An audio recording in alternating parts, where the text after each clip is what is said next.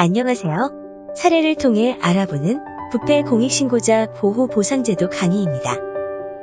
이번 강의는 부패 공익신고의 개요와 처리 절차, 그리고 신고자에 대한 보호 및 보상제도에 대하여 알아보도록 하겠습니다. 우선 부패 신고 사례입니다. A업체가 H공사에 납품하는 과정에서 제품 원가를 실제 금액보다 40에서 50%가량 부풀려 납품함으로써 약 287억 원을 부당 편취했던 사건이 있었습니다. 이 사건은 A업체의 내부 직원이 국민권익위원회에 신고함으로써 세상에 알려질 수 있었는데요. 신고를 받은 권익위는 본 신고 사건을 대검찰청에 이첩하였고 수사 결과 A업체 관계자는 형사처벌을 받았으며 H공사는 편취된 263억 원을 다시 환수할 수 있었습니다. 다음은 공익신고 사례입니다. 자동차 생산업체인 B사는 판매 중이던 자동차에 엔진 등의 부품 결함이 있음을 인지하였음에도 리콜 조치를 하지 않고 무상 보증 수리로만 대체해왔습니다. 이 사건도 역시 B사 내부 직원이 국민권익위원회 등에 신고함으로써 부품 결함 사실이 밝혀지게 되었습니다. 이러한 신고 덕분에 약 33만 대의 자동차가 리콜 조치되었으며 업체 관련자 다수가 기소되었습니다. 또한 감사원이 국토부 등을 대상으로 자동차 인증 및 리콜 관리 실태 감사를 실시하게 된 계기가 되었습니다.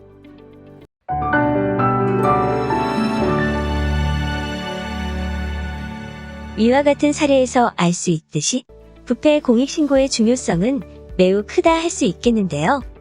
그러면 부패 공익신고란 무엇인지, 그리고 이에 따른 긍정적 효과는 무엇인지 알아보겠습니다.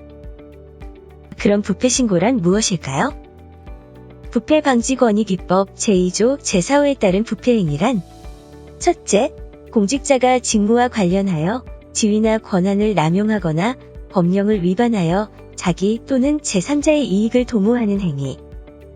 둘째, 공공기관의 예산집행, 재산관리, 계약과정 등에서 법령을 위반하여 공공기관의 재산상 손해를 가하는 행위를 말합니다.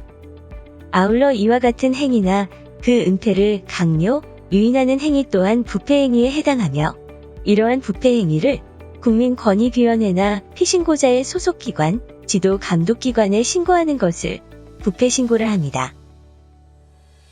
공익신고란 국민의 건강과 안전, 환경, 소비자의 이익, 공정한 경쟁, 그 밖에 이에 준하는 공익을 침해하는 공익침해행위가 발생했거나 발생할 우려가 있다는 사실을 공익신고기관에 신고, 진정, 제보, 고소, 고발하거나 수사의 단서를 제공하는 것을 말합니다. 여기서 공익침해행위란 앞서 열거한 국민의 건강과 안전 등 공익을 침해하는 행위로서 공익신고자 보호법에서 열거하고 있는 471개 공익신고 대상 법률의 벌칙 또는 행정처분의 대상이 되는 행위를 말합니다. 각 분야별 공익침해 행위는 무자격 의료행위, 부실시공, 오염물질 배출 등 화면의 내용을 참고해 주시기 바랍니다. 다음은 신고성 민원에 대해 살펴보겠습니다. 여기서 신고성 민원이란 각종 민원 창구로 접수된 민원 중 부패 공익침해 행위를 신고한 민원을 말하는데 부패나 공익신고의 전용 창구가 아닌 곳을 통해 들어온 경우라도 신고자가 자신의 인적사항을 밝히고 피신고자를 특정하여 부패나 공익침해 행위의 내용과 그 증거를 신고기관에 제출한 신고는 부패신고나 공익신고에 해당되어 부패방지권익위법이나 공익신고자 보호법의 적용을 받을 수 있습니다. 그러면 부패 공익신고는 왜 필요한 것일까요? 사회구조가 점점 복잡화되어감에 따라 부패행위나 공익침해행위도 더욱 전문화, 지능화되어 가고 있어 한정된 행정력만으로는 이를 모두 적발하기에 한계가 있습니다.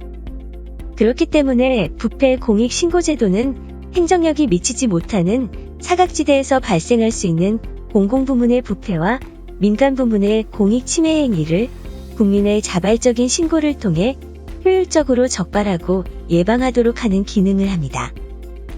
이를 통해 국민의 생명과 재산을 보호하고 기업의 경쟁력을 높여 결과적으로 부가 브랜드 가치를 제고하게 될 것입니다. 사회의 근간을 무너뜨리는 심각한 범죄 행위인 부패, 공익침해 행위의 적발과 예방을 위해서는 조직 내부자의 신고가 매우 중요합니다. 내부자의 신고는 은밀하게 진행되는 부패, 공익침해 행위 적발을 용이하게 하고 특히 거대 부패의 발견에 매우 중요한 역할을 담당함을 잊지 말아야 할 것입니다.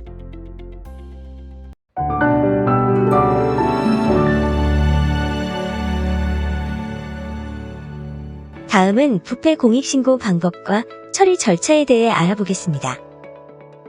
부패 및 공익신고는 누가 어느 곳에 할 수 있을까요?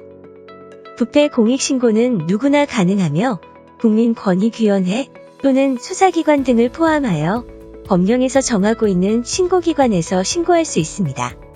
특히 공직자는 직무를 수행하면서 부패행위나 공익침해행위를 알게 된 경우 부패방지권익위법 제56조 공익신고자보호법 제7조에 따라 국민권익위원회 또는 수사기관 등에 신고해야 할 의무가 있습니다. 이번에는 부패신고와 공익신고 방법에 대해 알아보겠습니다. 부패신고나 공익신고를 하려는 사람은 신고자 본인의 인적사항을 기재하고 신고 대상과 신고 내용을 기재한 기명의 문서로 신고해야 하며 이때 부패행위 또는 공익침해행위의 증거를 함께 첨부해야 합니다. 신고자가 누구인지 알 수 없는 익명신고의 경우 관련 법령에 의거한 적법한 신고 방법이 아니므로 보호와 보상이 제한될 수 있습니다. 부패 공익신고는 비실명 대리신고 제도를 통해서도 진행할 수 있는데 비실명 대리신고란 신고자가 자신의 인적사항을 밝히지 않고 변호사의 이름으로 국민권익위원회에 신고하는 제도로서 신고자의 동의 없이는 신고자의 인적사항 등이 들어있는 봉인된 자료를 열람할 수 없도록 하여 신고자가 보다 안심하고 신고를 할 수 있도록 하고 있습니다. 기존에는 공익신고만 가능하였는데 2022년 7월 5일부터 부패신고에 대해서도 변호사를 통해 비실명 대리신고를 할 수 있게 되었습니다. 이렇게 신고자 보호를 철저히 해줄 수 있는 좋은 제도라고 해도 변호사 선임 비용 때문에 이용이 쉽지 않다면 안 되겠죠. 국민권익위원회는 변호사 선임 비용을 고민하는 내부 신고자를 위해 2022년 5월 현재 98명의 변호사를 위촉해 비실명 대리신고 자문변호사단을 운영하고 있으며 내부 신고자를 위한 상담과 대리신고에 힘쓰고 있습니다. 공익신고자 보호법에 따른 내부 신고자는 다음과 같습니다.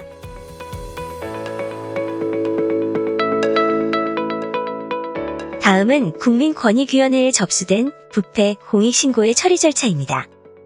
신고자가 인적사항과 신고 대상이 포함된 신고서를 증거와 함께 권익위에 제출하면 권익위는 이를 접수하고 신고 대상 특정 및 증거, 유무 여부 등에 대한 확인을 거칩니다. 이후 수사 또는 조사가 필요한 경우에는 해당 기관에 이첩 또는 송부를 하고 이첩 송부를 받은 기관은 수사 조사를 실시하고 그 결과를 권익위에 통보해야 합니다. 권익위는 기관으로부터 통보받은 수사 조사 결과를 신고자에게 통지하고 수사 조사 결과가 미흡한 경우 해당 기관에 재수사 또는 재조사를 요구하는 절차를 거칩니다.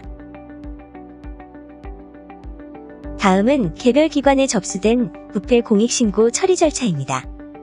신고자가 신고서를 수사기관이나 조사기관에 제출하면 신고를 접수받은 기관은 신고 내용에 대한 수사 조사를 실시하고 그 결과에 따라 필요한 조치를 취해야 합니다. 다만 관할에 속하지 않은 신고를 접수한 경우에는 신고자 비밀 보장을 위해 신고자의 동의를 받아 이송하고 부패행위나 공익침해행위와 관련이 없는 경우 등에 있어서는 종결 처리할 수 있습니다. 이러한 부패 공익신고의 처리 결과는 신고자에게 통보함으로써 절차가 완료됩니다.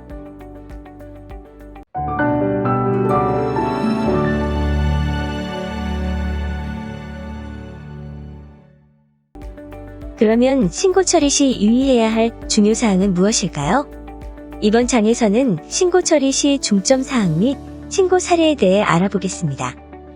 신고 처리 시 가장 중요한 부분은 바로 신고자의 비밀을 보장하는 것입니다. 신고자에 대한 비밀이 지켜지지 않는다면 누구라도 용기를 내어 신고하기가 어려울 수밖에 없기 때문입니다. 누구든지 신고자의 동의 없이 신고자의 인적사항을 다른 사람에게 알려주거나 공개, 보도하는 것이 금지되며 이를 위반할 경우 형사처벌 대상이 됩니다. 특히 공익신고의 경우는 조사를 통해 공익침해 행위가 발견되기 전에는 피신고자 인적사항 등을 포함한 신고 내용 공개를 금지하고 있습니다. 신고자가 신분 공개에 동의하지 않은 사건을 수사기관에 고발하는 경우 관련 서류에 신고자의 성명이나 신고자 유추가 가능한 사항은 반드시 삭제하여야 하며 피신고자나 제3자가 신고자로 가장하여 신고 내용 등을 문의하는 경우도 있으니 신고자 유추가 가능한 내용을 발설하지 않도록 주의가 필요합니다.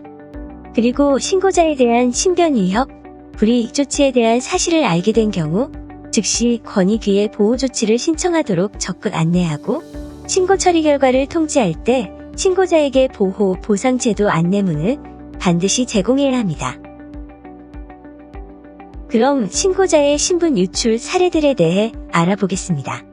첫 번째 유형은 신고성 민원에 대한 숙지 미흡으로 인한 사례인데요. A 공무원이 접수된 공익신고를 단순 민원으로 판단, 피신고자가 소속된 기관으로 이송하여 신고자의 정보가 그대로 유출된 사례입니다.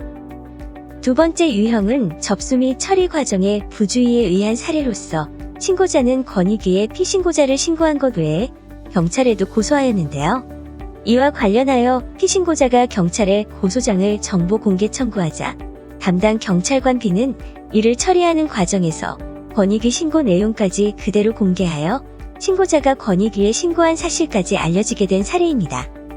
다음은 세 번째 유형으로 조사, 수사 및 소송 과정에서의 부주의에 의한 사례로서 유통기한 위반 신고를 접수한 시 공무원이 피신고업체를 조사하는 과정에서 증빙자료인 영수증을 그대로 보여주어 신고자의 정보가 피신고업체에 노출된 사례입니다. 다음은 네 번째 유형으로 보도자료 등을 통해 언론에 신고자의 정보가 노출된 사례로 신고자 A가 소속 병원의 의료법 위반 행위를 신고했는데 경찰은 해당 사건의 수사 결과에 관한 보도자료를 내면서 신고자의 구체적인 직급을 언급하여 신고자의 신분을 유추할 수 있게 한 사례입니다. 다음은 신고자의 신분 유출 사례에 이어 부패신고 및 공익신고의 사례에 대해 살펴보겠습니다. 우선 부패신고 중 공직자의 사익도모 행위에 관한 내용으로서 첫 번째 사례는 경찰 공무원 A가 소속 경찰서 타 부서 직원인 B에게 사건 무마 청탁을 하는 대가로 모범 선행 경찰관 선발 시 B를 추천하고 허위의 공적조서를 작성한 의혹을 신고한 사례입니다. 다음은 보조금 부정수급에 관한 신고로서 사립유치원 원장 B가 실제 근무하지 않은 배우자를 직원으로 허위 등록하여 인건비를 지급하고 배우자를 사학연금에 가입시킨 후 회사 처리하여 퇴직 일시금과 퇴직수당 등 사학연금을 편취한 것을 신고한 사례입니다. 또 다른 부패신고 사례로는 공공기관을 재산상 손해를 입힌 사례로서 이 공공기관의 법무담당자가 이 공공기관이 재판에서 승소하여 소송 비용을 회수할 수 있음에도 아무런 조치를 취하지 않아 이 기관에 재산상 손해를 입힌 사례이며 또 다른 사례는 공무원 F가 출장 후 조기 복귀하였음에도 공무 상황을 변경하지 않고 출장 여비를 과다 수령한 사례입니다. 이번에는 공익신고 사례입니다. 건강 분야로는 요양원에서 향정신성의약품 접수대장을 실제와 다르게 기재하여 사용한다는 것을 신고한 사례가 있고 안전 분야로는 배수로 공사를 실시하면서 일부 구간에 대해 미설치하는 등 부실 시공을 하였다고 신고된 사례가 있습니다.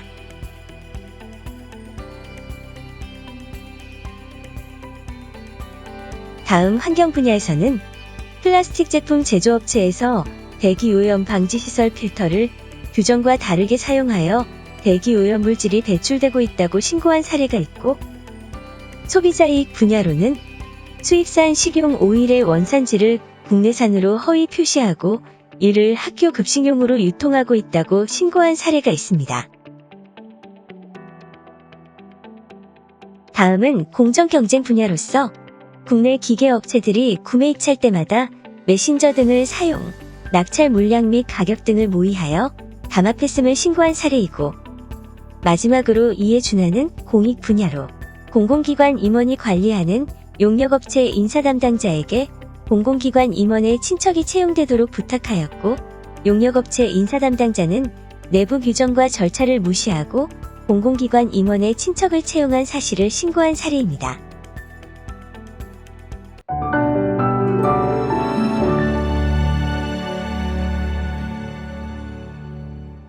지금까지 부패신고 및 공익신고의 여러 사례들을 살펴보았는데요. 다음은 이번 강의의 가장 핵심 내용인 신고자 보호제도에 대해 알아보겠습니다. 부패방지권익위법과 공익신고자 보호법에서는 부패행위와 공익침해행위에 대하여 누구나 안심하고 신고할 수 있도록 신고자 보호제도를 규정하고 있습니다. 신고자는 비밀보장, 신분보장, 신변보호, 책임감면 등의 보호를 받을 수 있습니다. 다음은 신고자 보호신청 처리 절차입니다. 신고자나 협조자가 권익위에 보호신청을 하면 권익위는 관련자에 대한 조사를 실시하고 위원회의 심의 및 의결을 거쳐 신고자 보호 결정을 하게 됩니다. 부패 공익신고자 보호의 첫걸음은 비밀보장입니다. 누구든지 신고자의 동의 없이 신고자의 인적사항이나 신고자임을 미루어 알 수 있는 사실을 알려주어서는 안 됩니다. 만약 이를 위반할 경우 5년 이하의 징역 또는 5천만 원 이하의 벌금형에 처해질 수 있습니다. 이어서 비밀보장 의무를 위반한 사례를 살펴보도록 하겠습니다. 신고자는 A공사에 공사비를 부풀려 처리하라는 상사의 부당한 업무 지시를 신고했는데요. 신고 처리 담당자가 A공사에 관련 자료를 요청하면서 신고자의 인적사항이 포함된 신고서를 그대로 A공사에 보내 신고자가 노출된 경우입니다. 이에 부패 신고자는 신고 처리 담당자의 비밀보장 의무 위반 확인을 권익위에 요구하였고, 권익위는 신고자 비밀보장 의무를 위반하였다고 판단, 신고 처리 담당자에 대한 징계를 요구한 사례입니다. 다음은 공익신고와 관련하여 비밀보장 의무를 위반한 사례로서 연예인 D의 마약 구매 및 투약 사실과 관련하여 신고자가 권익위에 공익신고하였으나 A 언론사 보도로 인해 신고자의 신원이 공개되자 권익위에서 A 언론사와 해당 기자를 비밀보장 의무 위반으로 고발 조치한 사례입니다. 비밀보장에 이어 신고자와 협조자에 대한 신분보장 또한 매우 중요한 보호수단입니다. 누구든지 신고자나 협조자에게 신고 등을 이유로 신분상, 행정적 또는 경제적 불이익 조치를 할 수 없으며, 또한 누구든지 신고 등을 하지 못하도록 방해하거나 신고자에게 신고의 취소를 강요하지 못하도록 규정하고 있으며, 이를 위반할 경우에도 역시 형사처벌 대상이 됩니다. 다음은 불이익 조치의 유형에 따른 형사처벌 내용으로서 앞서 언급한 각종 신분상, 행정적 또는 경제적 불이익 조치들과 이에 따른 형사처벌의 내용입니다.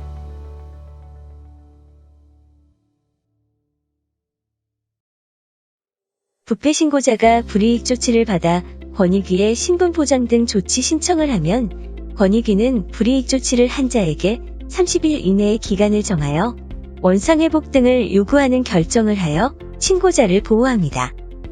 신분보장 등 조치 결정을 이행하지 않으면 형사처벌 대상이 될 수 있고, 또한 결정을 이행할 때까지 매년 2회, 일회당 최대 3천만 원 이하의 이행강제금이 부과됩니다.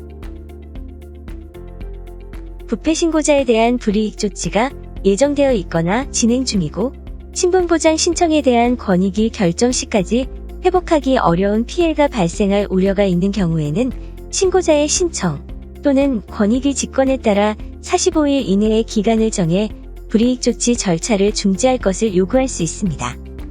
이때 불이익 조치 절차에 일시 정지 명령을 불이행하면 역시 형사처벌 대상이 됩니다. 다음은 공익신고자에 대한 신분보장 절차입니다.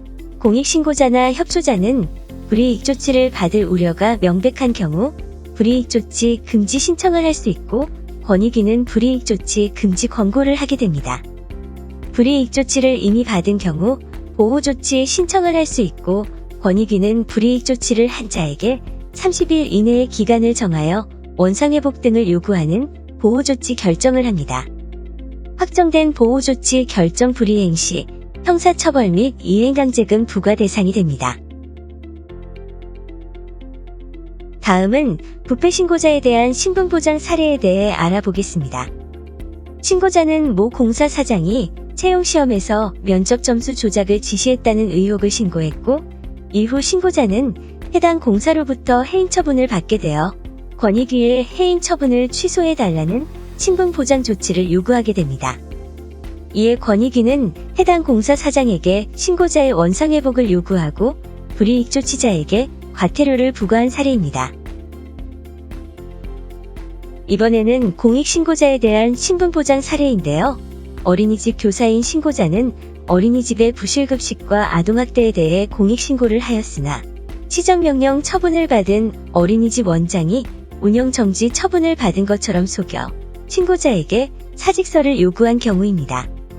이에 신고자는 권익위에 보호조치를 신청하였으며 권익위는 어린이집 원장에게 사직 처리 취소를 요구하였습니다. 신고자 협조자와 그 친족 또는 동거인은 공익신고 등을 이유로 생명, 신체에 중대한 위해를 입었거나 입을 우려가 명백한 경우 권익위에 신변보호 조치를 요구할 수 있습니다. 권익위는 신변보호가 필요하다고 인정되면 경찰관서의 장에게 신변보호 조치를 하도록 요구하고 경찰관서의 장은 법령이 정하는 바에 따라 신변보호 조치를 하게 됩니다.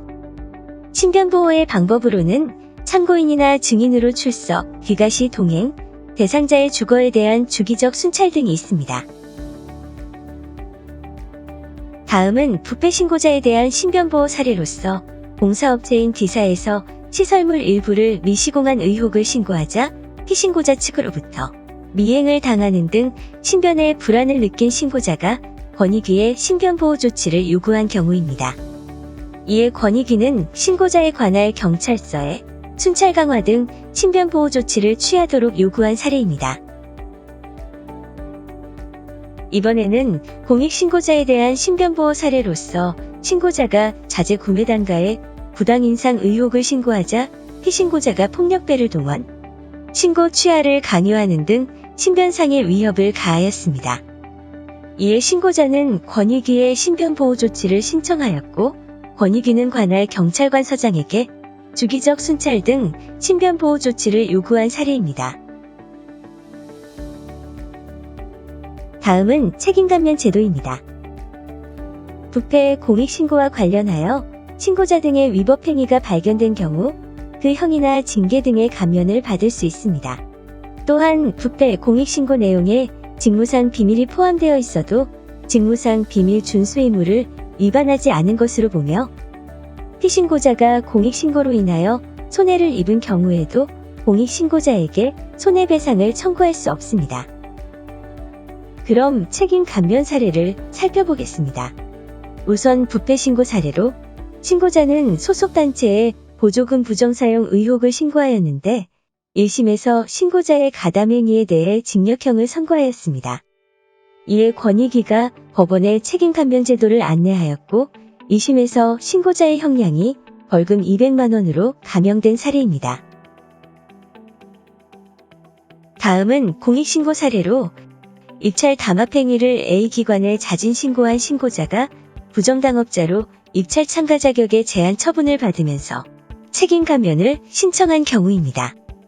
이에 대해 권익위는 해당 행정처분기관의 장에게 입찰 참가 자격의 제한 처분의 면제를 요구한 사례입니다. 부패방지권익기법과 공익신고자 보호법은 신고자와 더불어 부패 및 공익신고의 협조자도 신고자와 동일한 보호를 받을 수 있게 규정하고 있습니다. 여기서 신고 협조자란 신고와 관련하여 신고자 외에 진술, 증언, 자료 제출 등으로 수사 및 조사에 조력한 자를 말합니다.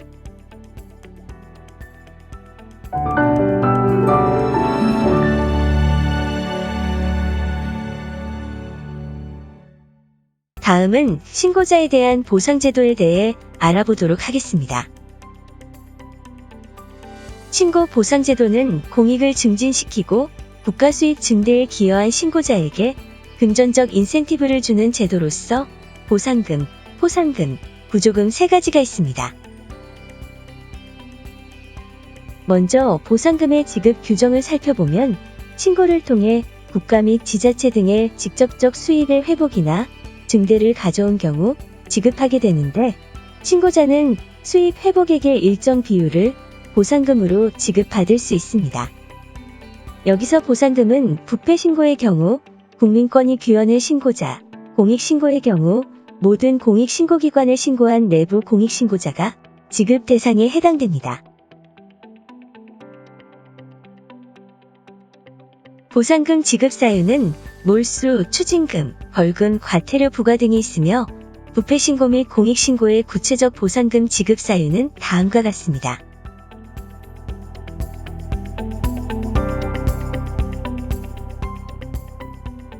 그리고 보상금 지급 절차는 다음과 같습니다.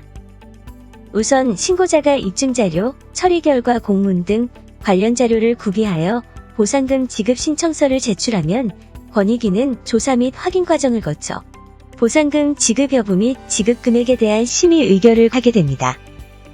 이에 따라 신고자에게 보상금을 지급하고 관련 공공기관이나 지자체에 신고자에게 지급한 보상금의 상환을 요청하게 됩니다.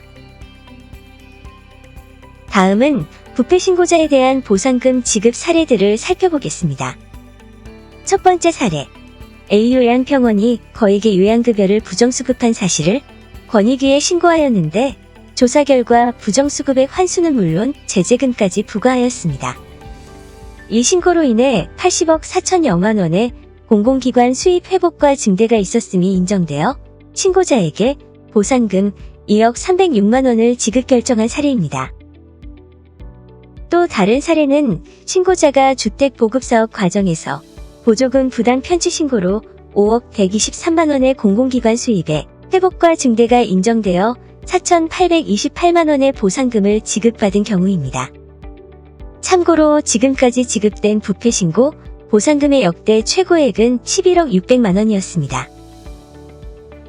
이번에는 공익신고자에 대한 보상금 지급 사례들을 살펴보겠습니다. 첫 번째, 축산물의 원산지를 허위 표시한 업체를 신고하여 벌금 등이 부과되었고 신고자에게 1,165만 원의 보상금을 지급한 사례입니다. 두 번째는 제약사가 거래병원 의사들에게 불법 리베이트를 제공한 것을 신고하여 벌금 등이 부과되어 신고자에게 9,600만 원의 보상금을 지급한 사례입니다. 지금까지 지급된 공익신고 보상금의 역대 최고액은 6억 9,200만 원이었습니다. 다음은 신고자에 대한 포상금 제도입니다. 신고로 인해 국가 및 지자체 등의 재산상 이익을 가져오거나 손실을 방지한 경우 또는 공익 증진에 기여한 경우 국민권익위원회는 포상금을 지급할 수 있습니다.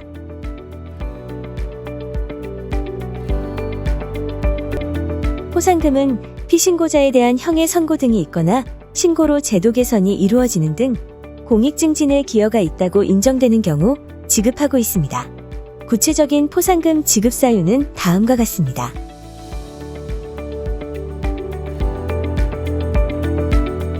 포상금의 지급 절차는 다음과 같습니다. 각 기관에서 추천을 하면 권익위에서 관련 자료를 조사 및 확인하고 포상금 지급 여부에 대한 심의와 의결 과정을 거쳐 포상금을 지급하며 권익위 직권으로도 지급 대상자를 선정하고 있습니다. 포상금 지급 사례들을 살펴보면 우선 부패 신고에 대한 사례로 허위 영수증 제출 등으로 군 납품업체에 부정하게 선정된 것을 권익위에 신고하여 공공기관의 재산상 손실을 방지한 공로가 인정되어 2,200만 원의 포상금을 지급한 사례입니다. 또 다른 사례는 고등학교 교장이 허위 서류를 작성, 지원사업 보조금을 부당 편취한 것을 신고한 경우로 공공기관의 재산상 손실을 방지한 것으로 인정하여 500만 원의 포상금을 지급한 사례입니다. 다음은 공익신고에 대한 포상금 지급 사례로 A병원에 불법의료 행위를 신고하여 A병원에 대한 영업정지 처분이 이루어졌고 공익침해 행위를 방지한 것으로 판단되어 500만 원의 포상금을 지급한 사례가 있습니다. 또 다른 사례는 신고자가 비보육건의 아동학대를 신고하여 피신고자들에 대한 형의 선고 등이 있었고 이에 1천만 원의 포상금을 지급한 사례입니다. 다음은 구조금 제도입니다. 구조금이란 신고자 및 협조자와 그 친족 및 동거인이 신고로 인해 법에서 규정하는 피해를 받았거나 비용을 지출한 경우 이러한 경제적 손해에 대해 금전적으로 보전하여 주는 제도입니다. 구조금 지급 사유는 육체적, 정신적 치료비, 이사비 등이 있으며 관련 법률이 개정되어 부패신고는 2022년 7월부터 공익신고는 2021년 10월부터 신고로 인한 모든 쟁송 절차에 소요된 비용에 대해서도 구조금 지급이 가능하게 되었습니다. 구조금 지급 절차는 다음과 같습니다. 신고자가 필요 서류를 구비하여 구조금 지급 신청을 하면 권익위에서 조사 및 확인을 한 후 심의와 의결 과정을 거쳐 구조금을 지급하게 됩니다. 이러한 구조금 지급 사례를 살펴보면 불량한 재료를 사용해 식품을 제조 및 유통한 업체를 신고한 신고자가 공익신고 후 퇴사 처리되어 권익위에 구조금 지급을 신청한 경우입니다. 이에 권익위는 신고자의 퇴사 이후부터 재취업까지 임금 손실액인 1,393만 원의 구조금을 지급하였습니다. 다음 사례는 정부 연구기관 연구원이 입찰비리 등을 권익위에 신고한 후 강제 전보와 직장 내 괴롭힘을 당해 정신과 치료를 받았다며 구조금을 신청한 경우입니다. 이에 권익위는 치료비 지출과 공익신고와의 인과관계를 인정하여 50만 원의 구조금을 지급하였습니다. 부패나 공익침해 행위는 신체의 암세포와 같이 하나의 그리고 작은 부조리가 만연하여 사회 및 국가를 병들게 만듭니다. 영정공서는 홍콩의 독립적인 반부패 수사기구로서 독자적인 수사권을 갖추고 있습니다. 기관의 입구 로비에는 부패는 지탄받을 행동이라는 커다란 문구가 새겨져 있는데요. 부패에 대한 경계와 부패 방지에 대한 시스템의 구축, 아울러 부패는 지탄받을 행동이라는 사회적 인식 제고를 명기하고 있습니다. 정재승 교수는 배신이란 책에서 지식인의 책무에 대해 다음과 같이 정의하였습니다. 내 집단의 이익보다 더 큰 집단에 대한 신뢰를 지키려는 노력은 인간만이 할 수 있는 배신이며 이러한 행동은 배신이 아니라 지식인의 당연한 책무라 언급했습니다. 정의를 기반으로 한 이러한 실천이 건전하고 이상적인 더 큰 공동체의 유지와 실현을 위해 꼭 필요한 행동임을 누구나 잊지 말아야 할 것입니다.